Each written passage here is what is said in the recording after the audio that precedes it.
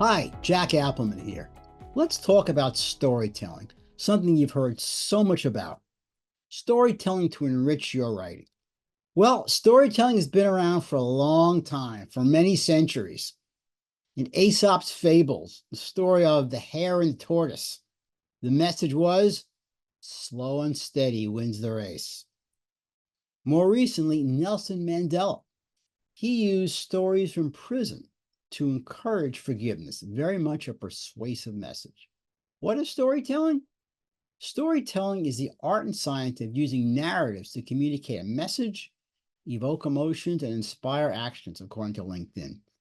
Yeah, we all want to evoke those emotions and inspire action. That's very much part of the persuasive communication that we all strive for.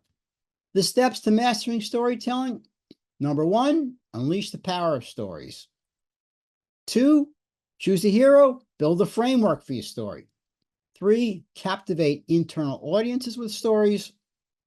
Four, elevate media copy with relevant stories. And assess your story. Will it resonate?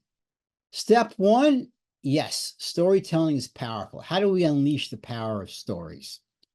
Well, first of all, we need to recognize the power. Stories drive empathy. They activate the release of oxytocin, associated with empathy and bonding. They encourage emotions and create connections, both according to the science of storytelling. Stories also capture attention. They can help you break through information overload. And telling somebody something with a story is 22 times more memorable than telling just with facts alone. That's pretty powerful. How about storytelling in PR? Storytelling can help simplify complexities. And you know that we want to get our message across clearly, and we do want to simplify it. It explains profit with a purpose.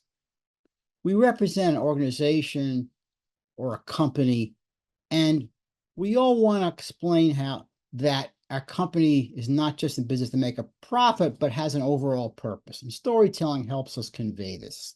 It offers a competitive advantage. It helps build brand loyalty. This is all according to PR Lab. Step two is to choose a hero and build a framework for your story. Some tips from Peter Drucker. Start with where the reader is, not where you are. Very important. You're going to get people to buy in more when you start with where they are, not where you are, or where your CEO is. Begin with the end in mind. Highlight the unexpected. Find your hero. So who's your hero? Is the hero an employee, a customer, a stakeholder, maybe someone else? Tell the hero's journey in 3 acts. Joseph Campbell developed this 3-act hero's journey. It starts with the departure. You have a call to adventure. Maybe initially the person refuses, but then accepts this departure. Initiation, they cross the threshold, encounter challenges, an ordeal, and reap a reward. Then they return, the road back, the resurrection, more wisdom to share. Step 3 is to captivate internal audiences with stories. Let's say you want to promote a mentorship program in your company. Which story do you use? Well, one story is, we began a mentorship program in one division, and now we're in 12 offices worldwide. Who cares? That's the company success. People can't really relate to that. How about this, though? The employee journey. At 28, Kai grew from a self-doubting manager to a trusted leader, thanks to her surprising mentor. Oh, really? Tell me more. I'm an employee. I can relate to this. So what is the story of Kai's rise to a trusted leader? Well, her departure, her call starts with a call to adventure. She is a self-doubting interim HR manager invited to a mentorship program. She has her doubts. She has refusal of call. She doesn't think she's capable, questions her abilities, but she has a mentor meeting and she's paired with a Sid, a 75-year-old shipping manager. You got to be kidding. Why am I being paired with Sid? Then her initiation, she crosses the threshold. She commits to this mentorship program, challenges. Sid guides Kai through some tough times when Kai's team is pushing back on her suggestions. She leads her team through change, and her reward, she's promoted from interim HR manager to permanent HR manager. Her return, the road back, she's more confident, she's thriving. The resurrection, Kai overcomes another crisis, and she emerges as a trusted leader, and she's back with wisdom. Now she even mentors other first-time managers. So how do you put this into action?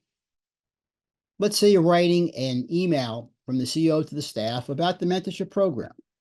Well, the subject line could be Self-Doubt to Trusted Leader, a mentorship journey. If you've ever doubted your ability to lead, I invite you to read Kai's story.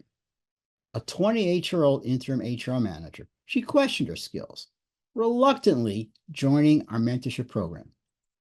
It all changed when Kai met Sid, 75-year-old shipping manager who gave her some atypical advice.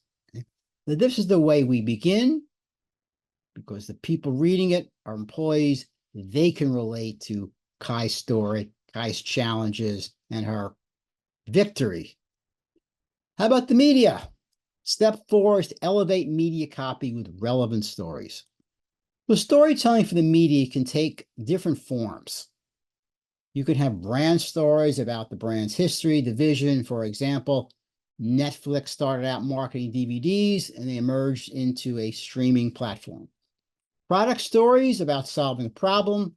Warby Parker Glasses developed a new process that enabled them to significantly cut prices.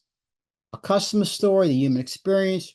Trulia, a real estate company, have stories, first-person account to somebody who's able to buy their home for the first time. Maybe they initially thought they couldn't. It's all according to Cision. The customer story, for example, the Z's Now sleep app. Don't try to look it up. It's not a real company. So the story is with Maya Ruiz, her departure. First of all, Maya is a sustainable cosmetics CEO, and she has been battling insomnia for 2 years. She just couldn't sleep. She tries Z's Now as a last resort. That's probably not going to work, but I'll try it. The initiation, she's frustrated by the time it takes, the commitment to using the app, and she almost quit a few times. But she perseveres. After 3 weeks, she's sleeping easily. A return, the well-rested Maya now leads the firm to new heights and forging profitable partnerships. How do you make this, put this into action? In a press release, Maya's story. Headline, sleep-deprived cosmetic CEO fast-tracks business after conquering insomnia with Z's Now app. After a 2-year losing battle with insomnia, Maya Ruiz, CEO of MR Sustainable Cosmetics, tried the Z's Now app as a last resort. Despite initial skepticism about the time commitment, Maya persevered for 3 weeks. Now, falling asleep easily and well-rested, she's forging profitable new partnerships and taking her company to unprecedented heights. This is probably the best way to get readers involved, get the media involved in what the story is, and the story is very much relatable to the quality of the product. Step 5 is to assess your story. Will it resonate? Put it through a storytelling checklist. Do you have the appropriate hero? Want somebody like an employee or customer as opposed to, say, the CEO? Is that hero authentic and believable? Is the story authentic and believable? Is the story targeted to your audience? Is it relatable? Does it relate to your company's, your organization's vision or message? And finally, would you find it compelling? Is it good? You have to ask that question.